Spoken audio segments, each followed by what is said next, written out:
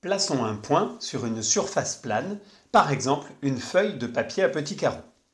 Pour repérer la position du point M dans ce plan, on va utiliser trois points OIJ non alignés qui forment un triangle isocèle rectangle en haut. Le triplet OIJ est un repère orthonormé du plan.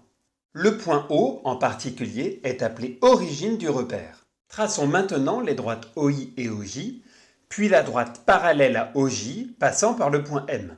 Cette droite coupe la droite OI en un point.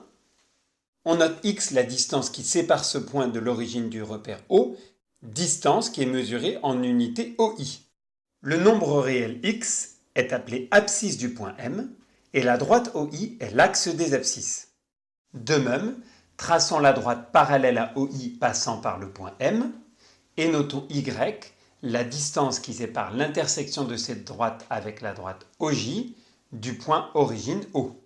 Le nombre réel y est l'ordonnée du point M et la droite OJ est l'axe des ordonnées. Le couple de nombres réels x, y constitue les coordonnées du point M. Par exemple, ici, les coordonnées du point M sont 2, 3. Les coordonnées du point I sont 1, 0.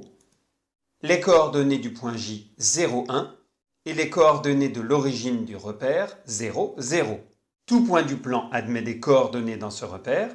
Par exemple, voici le point A de coordonnées 1, moins 1,5.